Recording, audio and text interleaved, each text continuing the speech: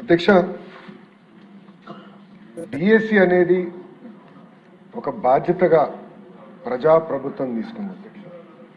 ఎందుకంటే 2024 ఎన్నికల ముందల Telugu Desam party, Janasena party, Bharatiya Janata party 3 పార్టీలు కలిసికట్టుగా ప్రజలకి హామీ ఇస్తాం జరిగింది.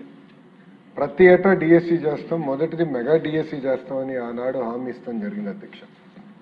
దాంట్లో భాగంగా అధ్యక్ష ఒక్కసారి మనం చూస్తే 2025 డిఎస్సి 16,347 పోస్టులతో మనం డిఎస్సి చేస్తాం జరిగింది అధ్యక్ష. దాంట్లో సుమారుగా 3,36,300 మంది అభ్యర్థులు దీనికి అప్లై చేస్తాం జరిగింది అధ్యక్ష. అధ్యక్ష, ఈ మొత్తం ప్రక్రియ కూడా 148 రోజుల్లో పూర్తి చేస్తాం జరిగింది అధ్యక్ష. ఇది బ్రీఫ్గా డిఎస్సి గురించి అధ్యక్ష.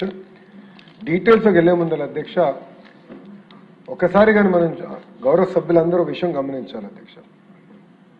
ప్రభుత్వ పాఠశాలలో, ప్రభుత్వ సిస్టంలో మనం ఒకసారి చూస్తే తెలుగుదేశం పార్టీ ఆవిర్భావం నుంచి అనేక సంస్కరణ తీసుకొచ్చాం అధ్యక్ష. అన్నగారి నాయకత్వంలో 1983లోనే మధ్యాహ్న భోజనం పథకం మనం తీసుకొచ్చాం అధ్యక్ష. అంతేకాకుండా ఈరోజు పొద్దున గౌరవ సభ్యులందరూ కూడా మాట్లాడారు, అయ్యన పాత్రుడు గారు కూడా చెప్పారు అధ్యక్ష. బీసీ సోదరుల కోసం ప్రత్యేక రెసిడెన్షియల్ స్కూల్స్ కానివ్వండి, అటు ఎస్సీ సోదరులకి ప్రత్యేక రెసిడెన్షియల్ స్కూల్స్ కానివ్వండి ఏర్పాటు చేసింది అన్న ఎన్టీఆర్ అధ్యక్ష.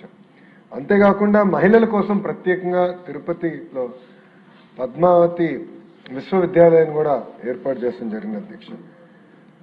దాని తర్వాత అధ్యక్ష గౌరవ ముఖ్యమంత్రి చంద్రబాబు నాయుడు గారు ప్రత్యేకంగా ప్రభుత్వ పాఠశాలను బలోపేతం చేయాలంటే తప్పనిసరిగా మనము టీచర్ రిక్రూట్మెంట్ చేయాలి.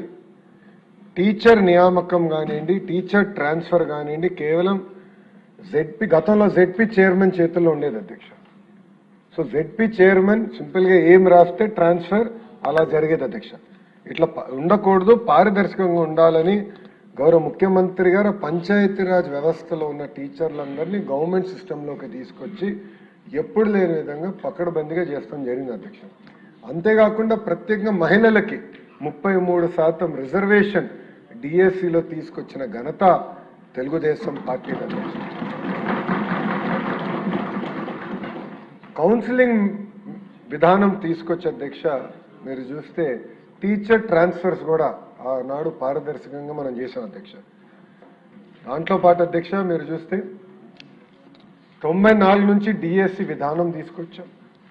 అప్పటి నుంచి 2019 వరకు మీరు చూస్తే అధ్యక్ష ఒక తెలుగుదేశం పార్టీ హయాంలోనే 1,80,000 మంది టీచర్ని నియామకం చేశాం అధ్యక్ష. అది ప్రభుత్వ పాఠశాలల పట్ల మాకున్న చిత్తశుద్ధి అధ్యక్ష.